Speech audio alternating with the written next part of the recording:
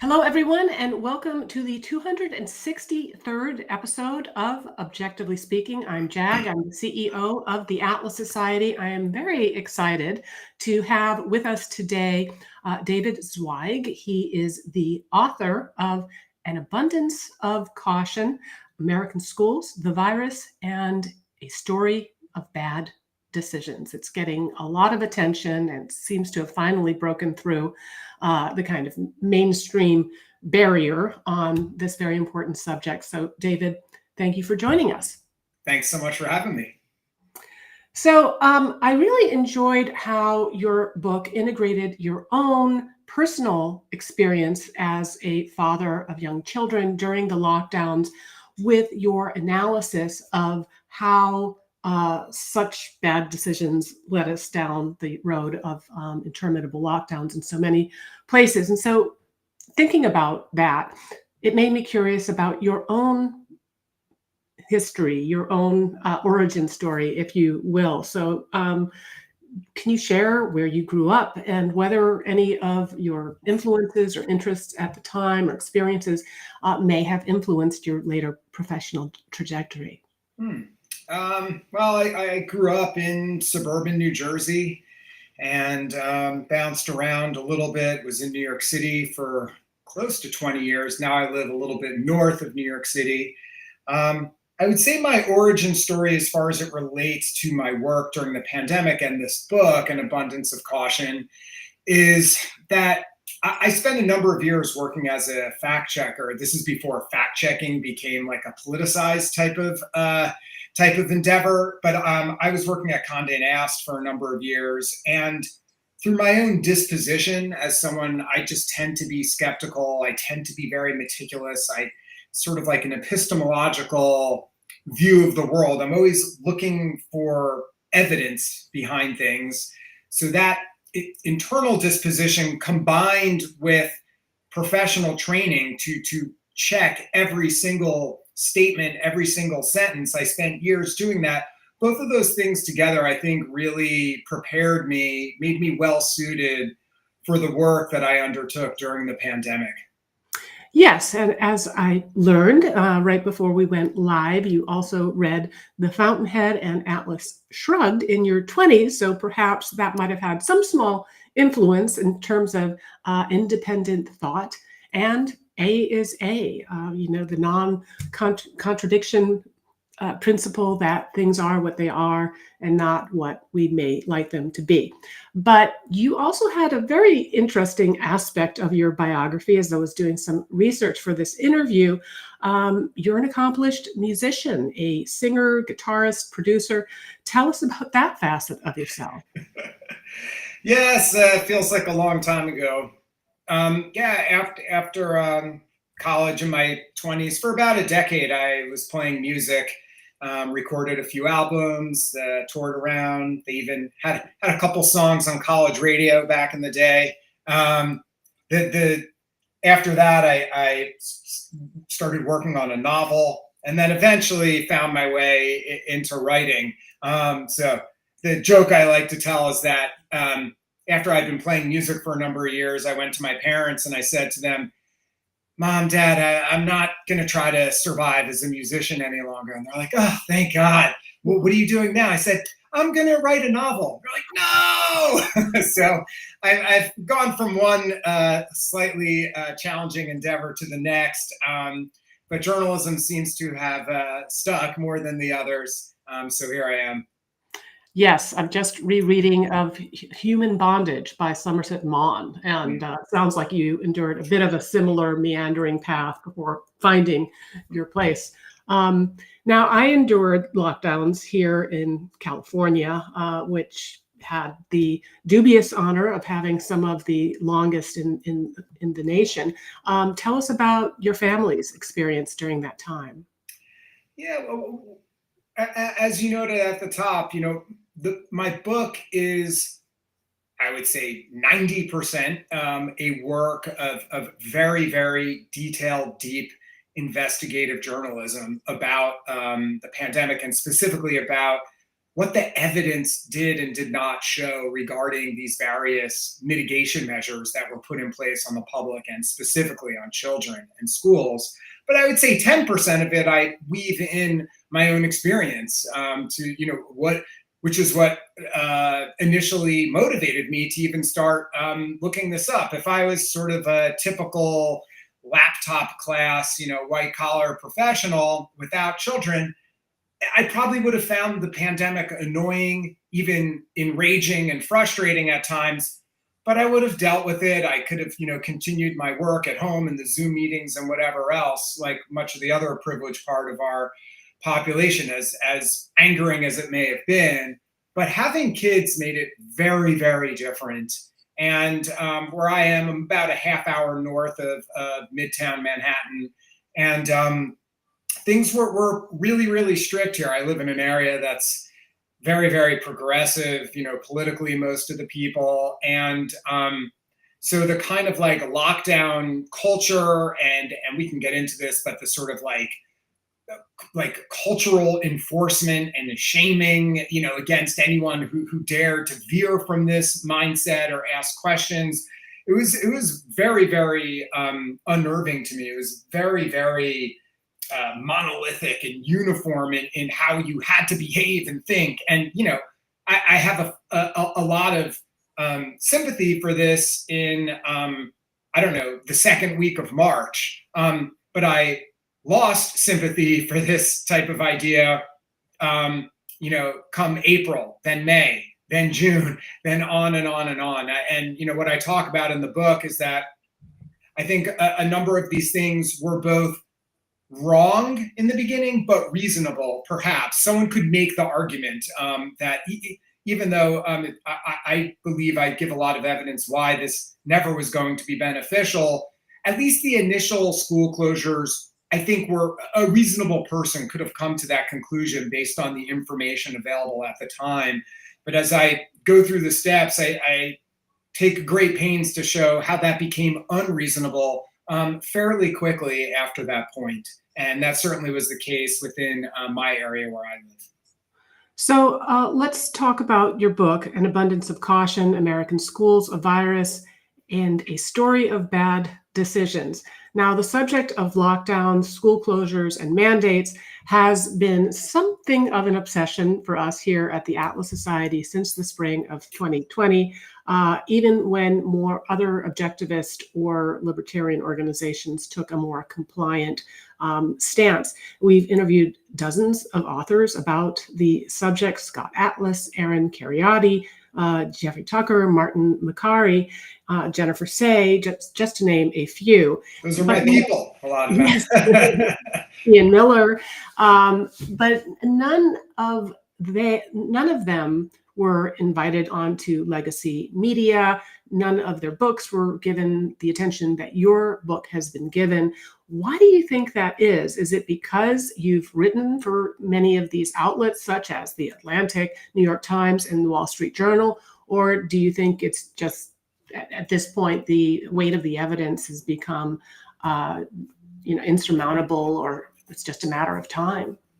It's funny. It's a question I've gotten a lot over the years. Even before the book came out, some other journalists who I knew, or just other people who weren't journalists but who were kind of shared some of the viewpoint that I was expressing, would ask, how did you get that piece in New York Magazine? How are you writing this stuff in The Atlantic, and so on. So I did occupy a pretty rare lane in that I was doing a lot of investigative work that was coming to conclusions that were very contrary to the sort of establishment accepted narrative. Yet I was largely doing that from within the establishment. So it was quite unusual.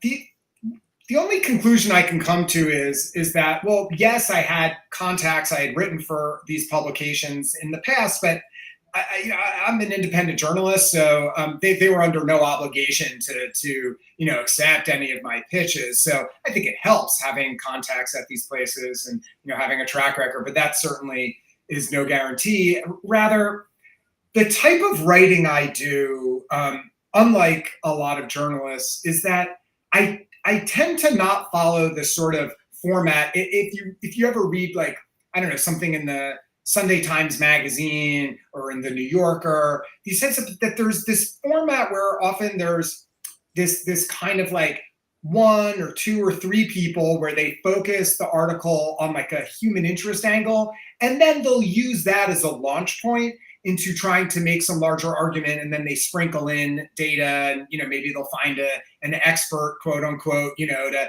add some comments here and there. I don't do that typically, and instead what I did was I try to just pummel the reader with evidence. Almost, I think of myself almost like a lawyer making an argument in front of a jury. And so when I am pitching an editor, to use the sort of parlance of today, I come with receipts. I'm not just trying to make some sort of,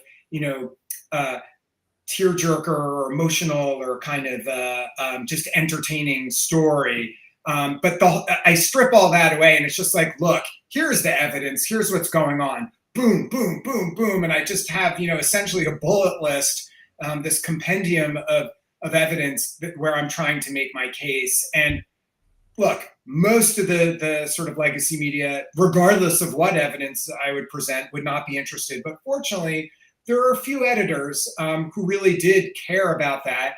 And they had enough, juice internally, and they believed in what I was doing, that I was able to get these pieces through. And I should say, to my knowledge, there is not one article I've written during the pandemic, nor I'm aware of anything in my book that's come out now that we're talking about from MIT Press. Nothing that I have done. There have been no major corrections. Nothing's been retracted. Doesn't mean I don't make mistakes, but that type of process, I think, lends itself to making it much, much harder for an editor, and hopefully for readers who at least have a fair mind about it, to be able to object. Was it difficult to get the book published? Was it like The Fountainhead, where she had 12 rejections and then somebody finally decided that they would give it a go? Or did you find a more receptive audience in the publishing world? So I'll tell you, it's interesting. My agent, when you publish books, you need a literary agent. Is typically how it works. At least when you're working with the big publishers. And there were at more than one, but he gave the example. There was one editor who came back to him. When you publish like a nonfiction book, your agent submits a proposal. It's basically almost like a business plan. It could be 5 pages or 30 pages, where it's like, here's the book. Here's what I plan to do. It's kind of like a really extended outline. So the proposal was with a bunch of publishers, and at least one of them had the candor, and they came back to me and she said, this is really excellent. I've got to tell you, this is, one of the best proposals I've seen in a while. This is super important. And he said, but I'm not going to publish this book because no one else here is going to go with this, and I need to persuade the marketing department. I have to persuade the people in, promotions and sales and this, and he's like, they're not going to go with this.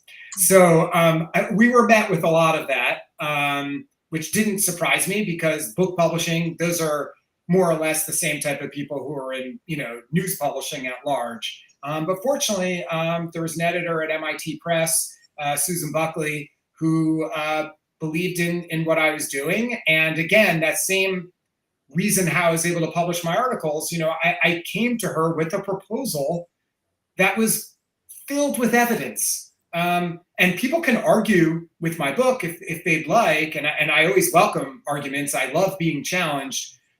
But what they can't say is that I haven't presented evidence. And indeed, in the book, I have hundreds and hundreds of endnotes with citations. I tried to make it where there is literally not one claim in the book that doesn't have a source backing it up.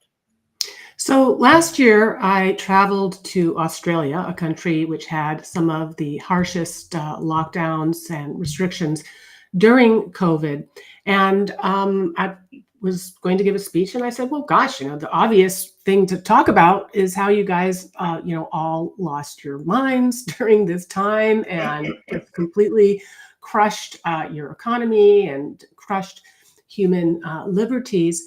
And there was like, no, nobody wants to talk about that. There was a sense that people just wanted to move on. And I kind of see that in some quarters here in the United States. My parents and I, who had, starkly different views on these interventions and the closures and all of that, we haven't circled back to that. I don't know, maybe they'd be open to it. But I guess, where do you think this reluctance comes from? And is there more of a willingness to confront mistakes when it comes to school closures specifically, but not the rest of the stuff? Okay, yeah, there's a lot there. So I would say there's a few things. Number one, you're right. I believe that the evidence now is just so incontrovertible that even many people who were against reopening schools during the pandemic, eventually now at some point they've begun to admit that this was a terrible mistake. But what's interesting is, and what I talk a lot about in my book, what I find interesting is narrative creation. How is it that certain narratives within our culture catch on? How are they created? How are they enforced? How do they spread? And one of the things that's interesting is that, the narrative early on was, you can't open schools, kids are in danger. Then the narrative shifted to, well, kids aren't in danger, but they're endangering teachers and endangering the community, and if they live in a multi-generational home. So then they did that. Then years later, the narrative shifted once again. Well, okay, maybe no one was in great danger from the schools reopening, but we didn't know. We did the best we could. It was a fog of war. And, so this is something that's very conveniently exculpatory. It allows these people to admit that something went wrong, but yet it still wasn't anyone's fault. It's magical. There was terrible mistakes happen, but we did the best we could with the information we had at the time. And what I try to show in the book over and over is that I take great pains that almost everything in the book, all the evidence I present, is what was available in real time. I'm not doing a sort of retrospective look where I'm finding all these studies that were conducted a year or many years later. This is information known in the moment. And one of the most important things that I get across in the book is that we did know in the moment, but for a variety of complicated reasons that I detail at great length in the book, this information was ignored or it was waved away improperly. And as a result, the public was deeply, deeply misinformed about what the actual risks were. And they were also deeply misinformed about what any potential benefits of these various mitigation measures, including specifically keeping kids out of school for such an extraordinary duration of time. I would say one little separate piece to your question is that the people who perpetrated these interventions on the public, stripping away so many liberties of regular citizens, and perhaps most devastatingly, the rights and liberties of children, those are the same people by and large, or their supporters, in the country. That's the same group of people who are the ones who put these plans in motion. So of course, they are not going to be particularly inclined to revisit their errors. It's much easier if you think about other large events in recent American history, the Iraq War, 9/11. Various mistakes were made, but the legacy media and the sort of elite part of our society in general, the kind of cultural elite, that was easy for them to pick apart and write a zillion books about it and have the official narrative be about all the mistakes that were made, because they were implicating someone else. It was George Bush's fault. It was Colin Powell's fault. It was this or that person. But the pandemic, it was their fault. It was the cultural elite. It was the legacy media. It was our public health establishment who made these terrible mistakes. So it's no surprise that most of these people do not really want to revisit this. So it's one of the reasons why I've spent years working on this book, was to create an actual document. So something exists So when people hopefully are studying this time years and years from now, there will be some evidence, some document to counter this false narrative that, they did everything they could, we did the best we could at the time, which was just simply untrue. Right, and that we didn't know. I should add one other name to the list of people that we've interviewed on this subject, and that's Topher Field. Um, and speaking of Australia, he was probably the most forward-looking opponent who led the protests against lockdowns in Australia, and asking him that same question: why the reluctance? I mean, I get it, what you were talking about in terms of the people who actually perpetrated these things not wanting to revisit it, but the people that were swept up in it, that weren't leaders or health experts or public school officials, but who were just the average person out there, or not out there, inside their homes, supporting this. And he had an interesting take. He said that for them, that time was kind of their moment at the top of the Maslow hierarchy of needs, that they were sacrificing, they were doing something very noble, it was an emergency, and they were rising to it. And so to kind of go back and say, actually, it didn't have to be this way. You didn't have to sacrifice all of those things. Your grandmother didn't have to die in isolation. You didn't have to do this to your child and have the result that, you're seeing now. And people are just, they want to kind of remember that time as a time of personal heroism. Well, I mean, the moral injury that people, would suffer from acknowledging, wow, I really took part in something that was very, very harmful to a lot of people. That's too much to bear, I think, for a lot of, regular people who went along with this and who, and as you pointed out, interestingly, even sort of a number of organizations that brand themselves as libertarian. I was kind of astonished at a number of these organizations, the sort of, crickets that we were hearing from them during the pandemic. It was quite a remarkable moment.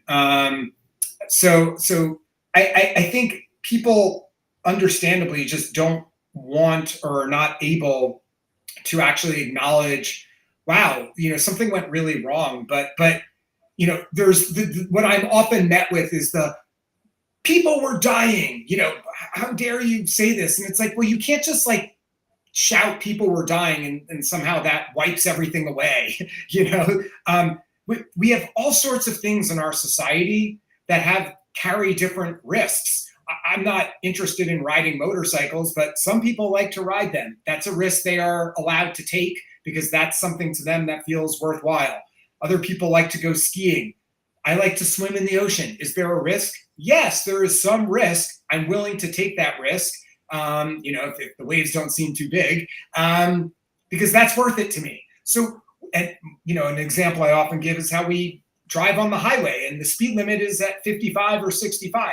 The government could make the speed limit 35 and we would have fewer fatalities. We would have fewer people who are grievously injured. But we choose not to because we value getting places faster. There are all sorts of things in society and how we conduct ourselves as individuals that we calculate in our minds, even if we're doing it subconsciously, a risk benefit type of scenario.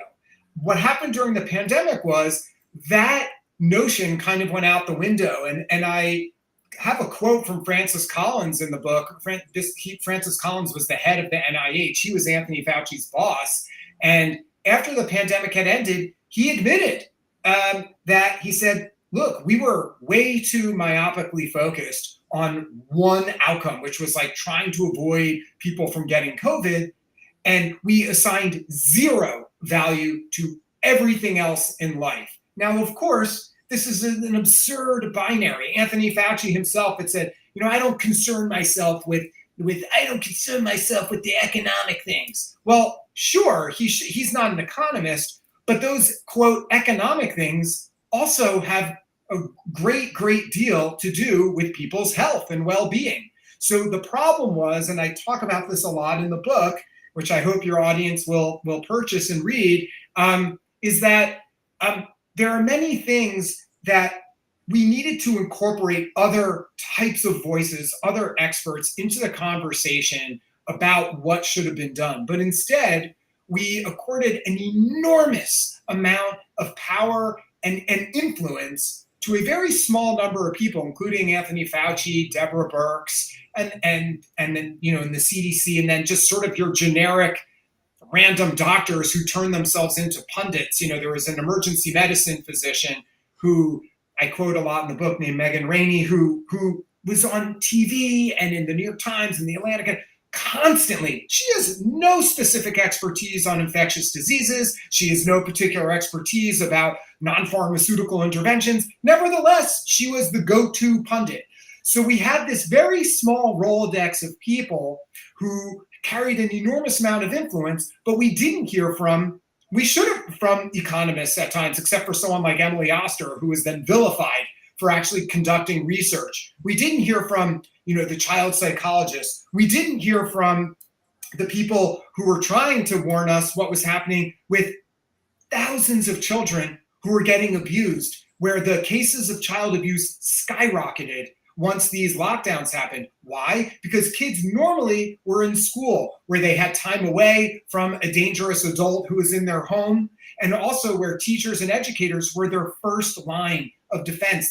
Those are the people who often spot something's very wrong with a child and then get them help and go to the authorities. Well, what do you think happened to these kids when that resource, that teacher, they weren't seeing the teacher anymore? So you had tons of kids who were home with just a monster stuck at home with them day after day. The adults weren't allowed to go out of the house and work somewhere in many instances. So you have all of these kind of what I would call, or what an economist might call, second order effects. These are things that are not the initial aim of a particular intervention, but they're things that can happen as a result. These second order effects, as Francis Collins said, the head of the NIH, they were assigned a 0 of value. That is a deeply, deeply flawed way for a country to conduct itself during a time of crisis. But indeed, that's what happened. And it continued to go on. Again, I'm sympathetic to this happening for a brief window of time, but this continued for months and months, and then for longer than a year, at least in particular with school closures. So there's one date in particular that has kind of anchors your book, and it's kind of the dividing line between, okay, maybe it's understandable before that, but after this May 17th European Union meeting, it becomes much harder to kind of dismiss this myopia. And so tell us about that meeting, and why is it so important to understanding why the European and the American approach to school closures diverged so starkly? Yeah, I view that moment as kind of, for lack of a better term, the original sin. In the end of April, beginning of May, many schools throughout Europe began reopening. Toward the end of May, the education ministers from 22 countries met. All 22 of these countries began reopening their schools in some fashion or another. And the minister said, okay, the schools have been open for close to a month now. And they said, we have observed no negative consequences. We have not observed teachers with higher case rates. We have not observed the broader community being affected. They met a second time in June. They had the same determination. Virtually no one in America reported on this. I ultimately wrote about this in June of that year. But I spent a lot of time talking about this in the book, because this is one of those moments where, you may recall, we were told we don't know enough. There's so many things we don't know. This is an emergency. We don't know what's going to happen when we open schools. Or worse, they said, we do know what's going to happen. It's going to be a catastrophe. And I have a lot of analysis, what I would almost call like a case study of these very, very important, influential New York Times features that I know for a fact many school districts remained closed specifically because of these New York Times articles, where they were just, it was a siren blaring. They point blank said, there will be a catastrophe if we reopen schools. Bizarrely, you would think that this was the information everyone was waiting for. This should be on the front page of every newspaper. This should be on every cable news network. Great news, everybody. 22 countries in Europe have begun reopening their schools, and the official word is there is no observable negative consequence. This is the news, ostensibly, we were all waiting for. But guess what? This never made the front page of the New York Times. This wasn't blaring all over all the cable news. And that is an extraordinary thing that we need to reckon with. And I spend a lot of time in the book explaining why that is. There are a number of reasons for it, but at its base level, we live in an extraordinarily politically acrimonious environment. And unfortunately, once sort of opening things became branded as like Republican or right wing, it became basically impossible for anyone on the left to even entertain the idea of going along with that. And Donald Trump during that first summer, at some point tweeted in all caps with a bunch of exclamation points, "We must open the schools in the fall." And prior to him tweeting that, for example, the AAP, the American Academy of Pediatrics, came out very strongly for schools reopening. They even had said in an interview, one of the head AAP physicians had said, look, if you can't do 6 feet of distancing, don't worry about it. 3 feet, that's good enough. Like there's not good evidence that this extra distance is worth it to keep the kids out of school. Well, guess what? Almost immediately after Donald Trump's tweet, the AAP reversed its guidance. Gone was the idea of don't worry about 6 feet of distancing. Gone was this idea of no matter what, get the kids in school. Instead, they flipped and said, you must listen to the experts, quote unquote. And they said that they needed an enormous amount of money in order for schools to reopen. It is also quite telling that the other difference with this new AAP guidance is not what's in it, but who authored it. The revised guidance immediately after Trump's tweet was co-authored with the two largest teachers unions in the country. It's pretty sad that, maybe the one thing that Trump could have done to make sure that schools were opened would have been to call for them to be closed, because that's correct. Tweeted out like the schools must not open under any circumstances. Guaranteed, if he had said that, X number of left-leaning public health people would have immediately said, hey, we have underprivileged children. They are in great danger, blah, blah, blah, all this stuff. We need to get them in school, because indeed that is what many public health professionals had said in the beginning of the pandemic. And this is very important to note. Prior to the pandemic, very, very mainstream thought within the sort of infectious disease epidemiology, there was much literature about this warning about the harms of lengthy school closures, among other interventions, and in particular, the harms and risks to kids who were coming from low-income backgrounds, and for Black children and other kids who had various challenges to them, that they were at great risk. So this was completely mainstream within the epidemiological community. Well, that went out the window during the COVID pandemic. Why? In part because in America, worrying about school closures, worrying about the harms of these interventions was immediately branded as right wing. And once that happened, and as you said, when Trump did this tweet, he basically ensured that schools would remain closed. It is just an absolute black mark on our society in the way how the elites and our most trusted or should be the most trusted individuals within public health let us down in that regard. So we're going to turn to questions. I can see in the comment section that we have the link to get David's book. You can read it, but if you're somebody who does audiobooks like I do to get through 1 or 2 books a week, I can highly recommend the Audible version as well. So I hope you will listen or read it, and I think you'll find a lot there that I learned. I mean, I feel like I have been following this pretty closely, but I totally kind of forgot about the whole May 17th meeting. So yes, this conversation just scratches the surface. Yeah, and I would, if you want all of those footnotes, though, do get the hard copy or the paperback. So here's a question from Lock, Stock, and Barrel, which kind of dovetails into something I was going to ask. He says the risk of lockdowns is something we all need to be cautious of. If it was done once, it can be done again. Do you think that at this point there is a possibility that the next time something very frightening and unknown becomes the next pandemic or whatever the next crisis may be, the climate crisis, that people will be so willing to go with this, particularly, again, if the same political tribal dynamics apply?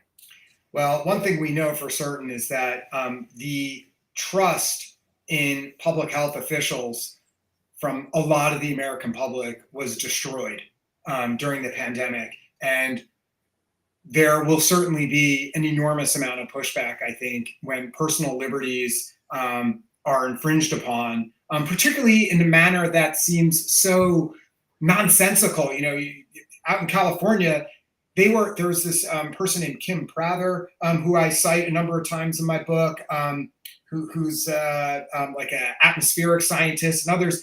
They didn't want people even to go surfing.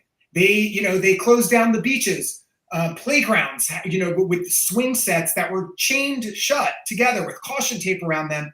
These were things that you don't need to be a physician. You don't need to be an epidemiologist to understand very early that was absurd. And that we knew very early the virus was extremely unlikely to spread outdoors. And we also know, of course, that being outdoors is incredibly important for health. So you had things like this where if any of your audience, had little kids who were stuck at home and then they couldn't even go to a playground because it was chained shut. These are things that were just manifestly absurd. They were also not done to this extent in other sort of advanced countries, when you think about much of Europe. But yet they were done here, and in particular in places like California, and to a large degree places like New York and elsewhere. So I think there will be an enormous amount of pushback from a significant portion of the population.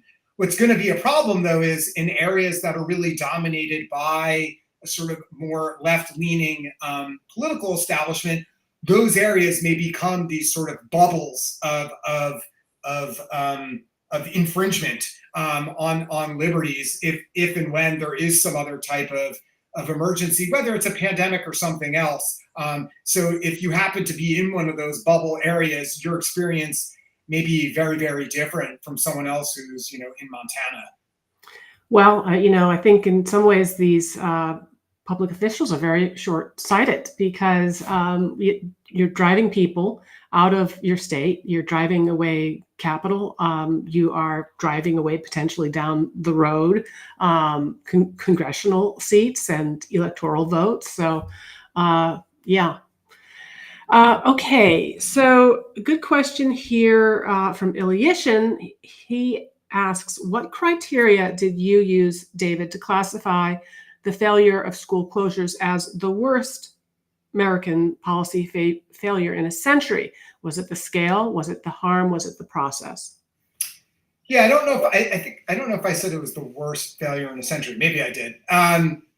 Look, that is a subjective statement. There's no way to have a specific criteria of what, quote, the worst is. But what I try to make the case extensively is that, look, there are more than 50 million kids in America going to K-12 schools. No time in modern memory were healthy children barred from school for such an extensive period of time. And there's been a lot of attention paid to the what's been called learning loss, and and I give a lot of statistics on this in the book. There is absolutely a direct correlation between the amount of time kids were kept out of school and the amount of learning loss that they've experienced, and many of them still have not recovered from that. So this is incredibly important, and it's a somewhat quantifiable metric to use.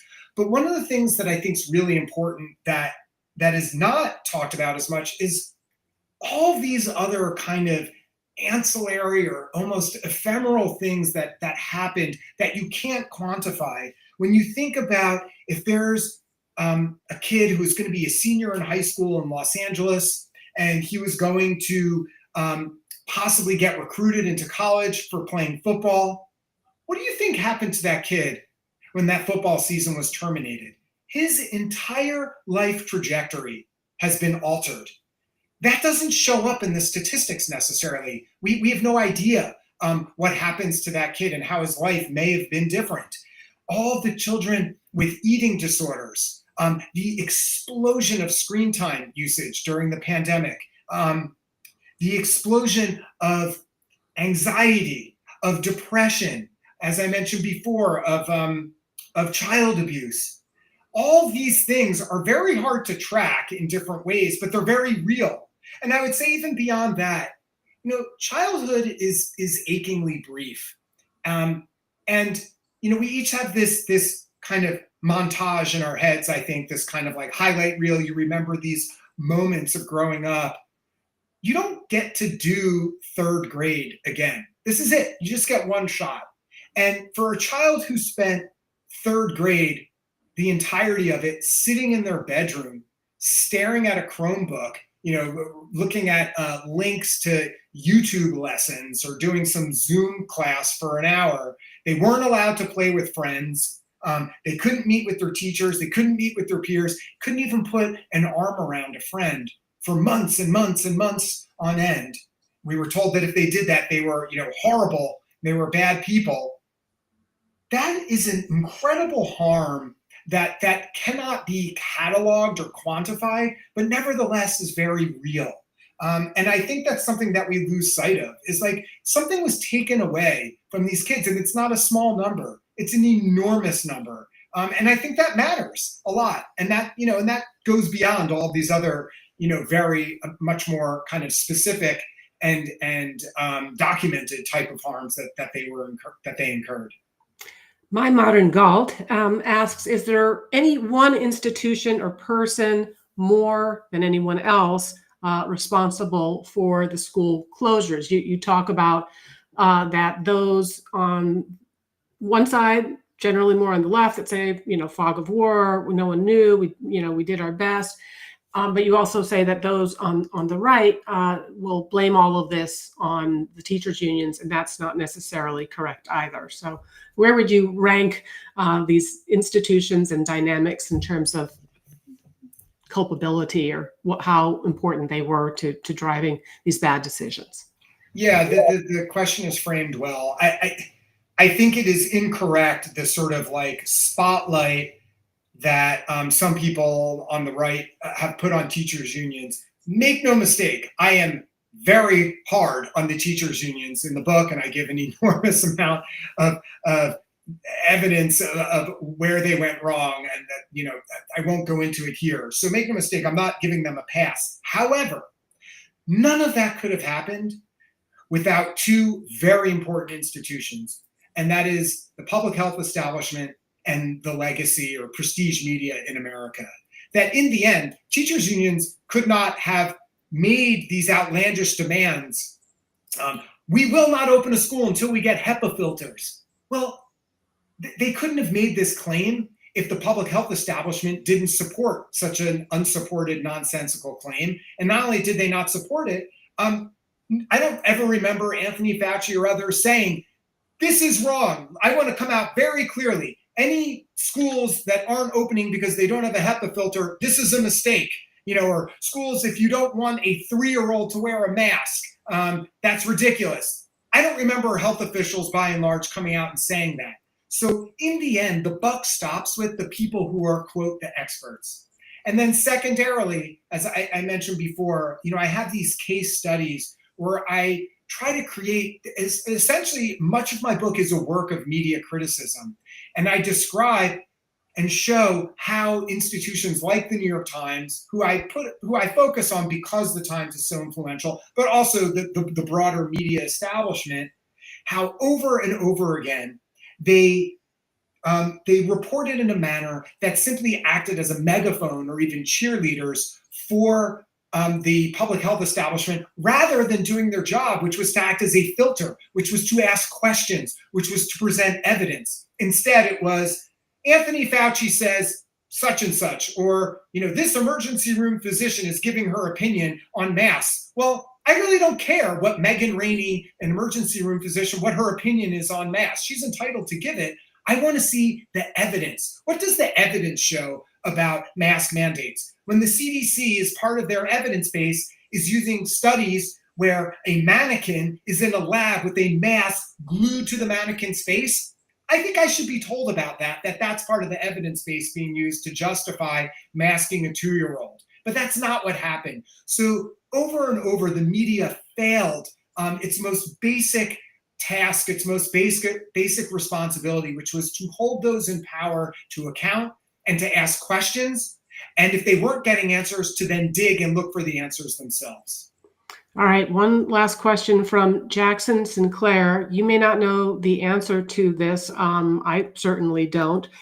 He's asking, what other countries aside from the US participated in school closures? Was it restricted to the West? Was it a global adoption? I mean, you mentioned that in May, the European countries were already meeting and having opened the schools 4 weeks earlier. We're not seeing any harm. So we know that for much of Europe, actually, they didn't continue with this. Was the United States just the lone outlier in having places that continued down this path? Sadly, no. Schools were closed throughout the entire world to varying degrees. There were some countries in Latin America that the schools were closed even longer than the United States. And to be clear, in Europe, they had closures to varying degrees as well. But by and large, they were open much earlier, as we've repeated many times now, beginning in the spring. But there were closures, and as you noted, in Australia, Canada, my gosh, they were in many instances far worse than the United States. So unfortunately, school closures occurred throughout the world. There are various different databases and resources from the United Nations and other sources where they sort of catalog. It's very hard to have a precise metric because countries often didn't have one uniform policy. So it's hard to say what, in aggregate, how the closures, were implemented in one place or another. But I focus on the United States and I compare us to Europe because Europe in many ways is, I think, the most like the US in many regards, and sort of advanced, societies where we share a lot of, commonalities with them, despite many obvious differences as well. Certainly from an epidemiological perspective, there was nothing unique about Europe relative to the United States, where it made no sense that they could have the kids back in school and there was no real observable harm. But yet here in the United States, we were told that somehow that didn't count, which just was manifestly stupid on its face. All of these excuses we were given about the HEPA filters, the 6 feet of distancing, the universal masking, and on, they were not doing those things across the board in Europe, but yet we were told we needed to do them here. And again, there was no support for this from the health experts, and there wasn't really any pushback from most of the media either. So the United States was not unique in this incredible error that occurred.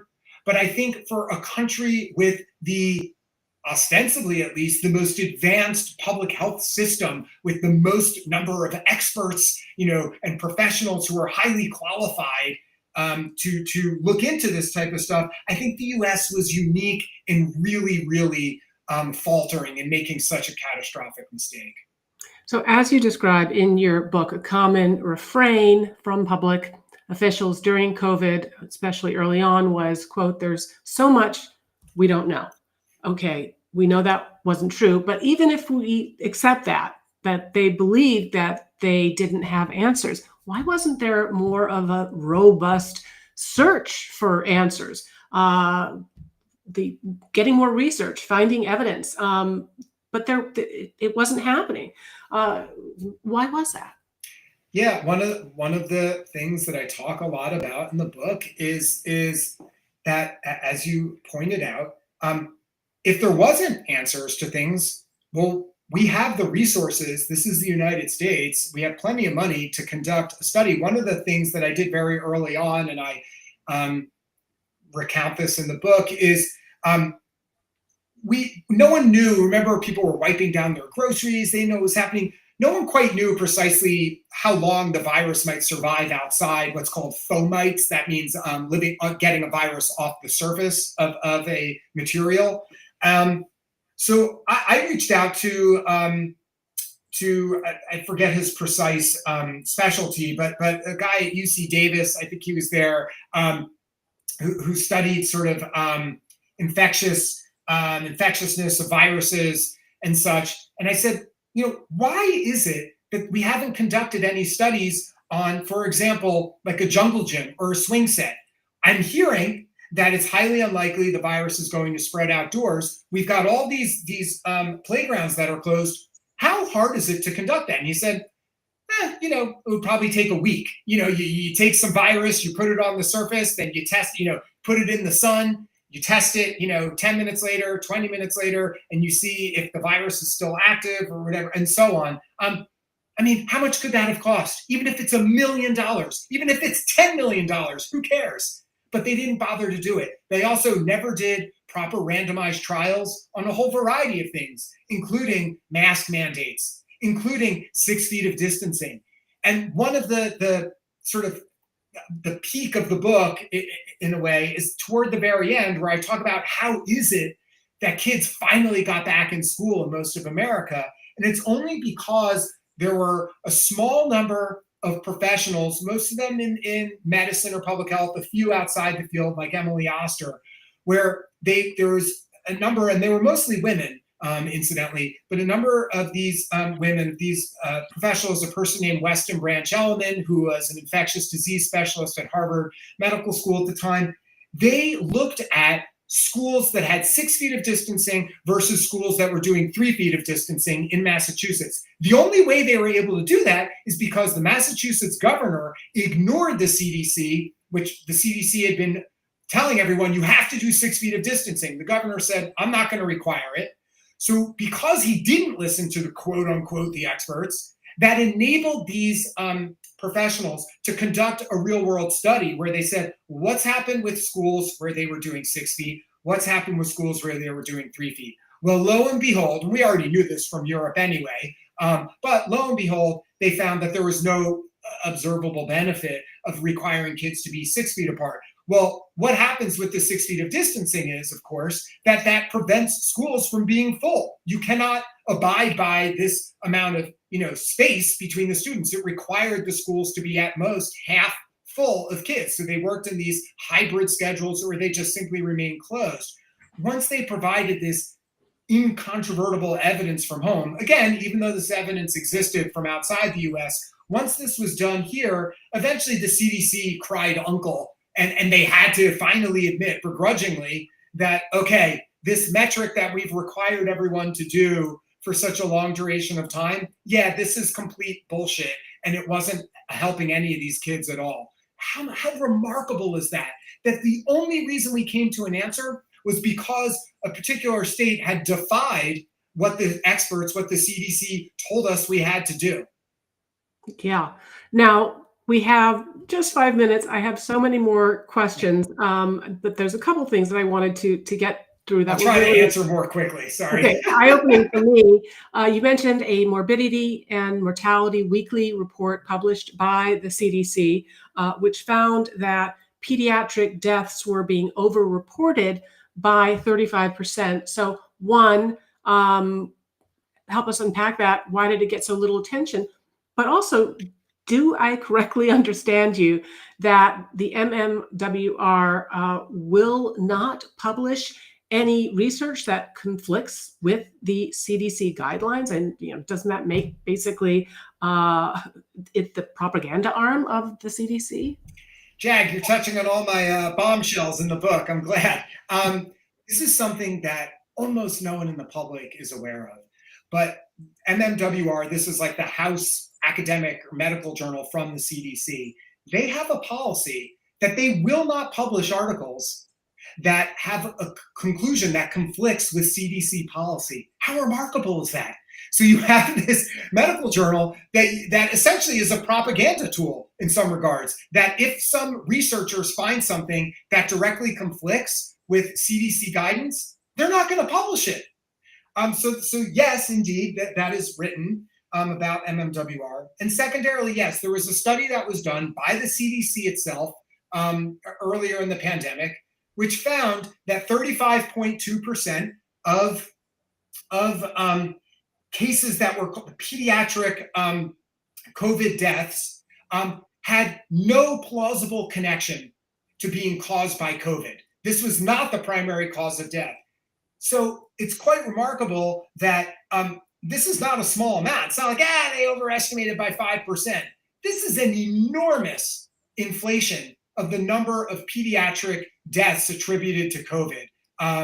If you're looking at 35% of them. And that's just one instance. And that was conducted by the CDC themselves. So there is a whole thing about died with COVID versus died from COVID. The statistical way that these deaths are counted is quite complicated. It's not as simple as one or the other. There's a lead cause of death. There are multiple causes of death. But one thing we know that to my mind is for certain is that the way that this evidence was presented to the public was far, far from what the actual statistics and evidence really were showing.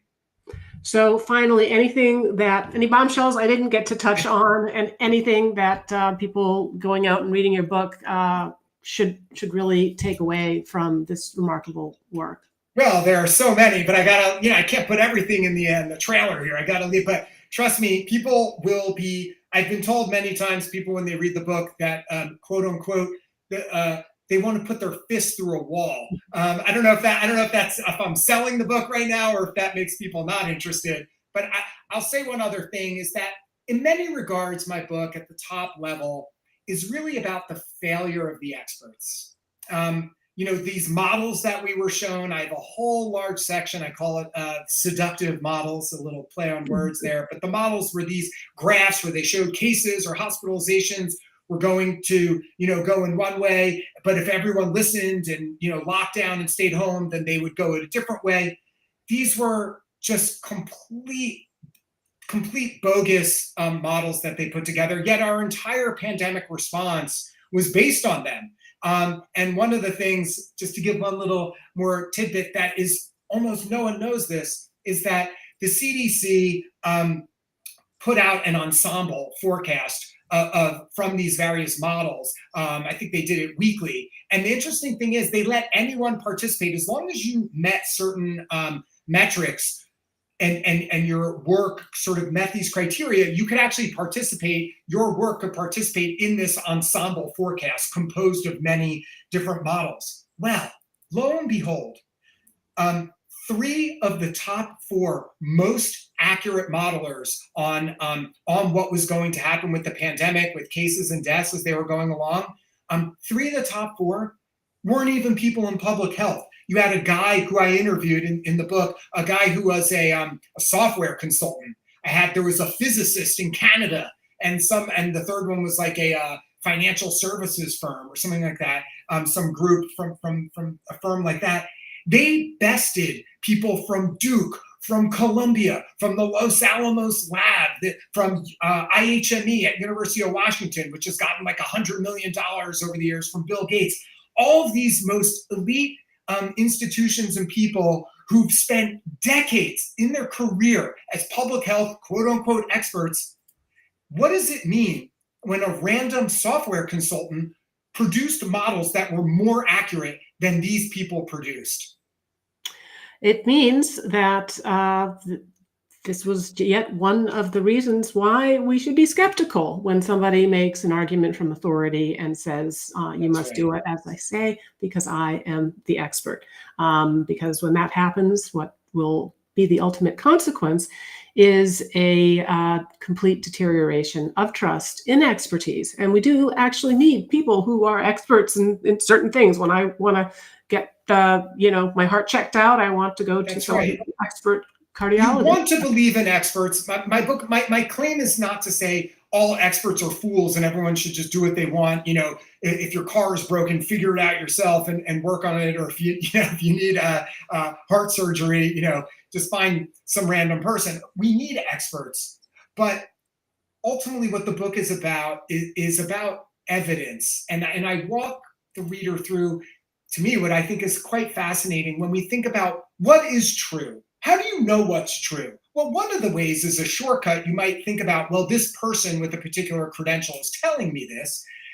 That gives you an inkling that something might be true. But when you're dealing with things that are so important, like what happened across society, where the sort of master switch of society is pulled, you need more than just, well, these experts, these people with these credentials. You need evidence. And to me, that's really fascinating. And I talk about, since you guys are Ayn Rand fans with philosophy, I go into these famous empiricists in philosophy, David Hume and John Locke, and how did people throughout the ages think about what is true? What is evidence? And I map that onto today to give a sort of framework about how we have and have not veered from sort of what people have known for hundreds of years about how we think about empirical reality.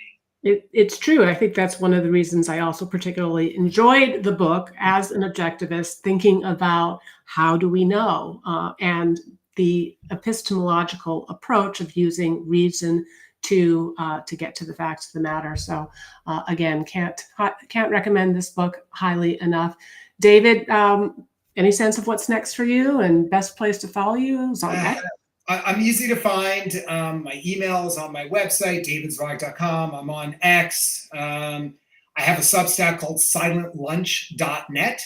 So I'm easy to find at any of those locations. I'm working on a few different things right now, so not exactly sure what direction I'm taking next. All right. Well, we will be watching, and perhaps we'll have you back on again someday. So thank you, David. Thanks so much for having me. This is really terrific. And thanks everyone who joined us and who asked such wonderful questions. Be sure to join us next week when returning guest Peter Worrell joins us to talk about his latest book, Intention: Unlocking the Life Force Inside High-Performing Entrepreneurs. We'll see you then.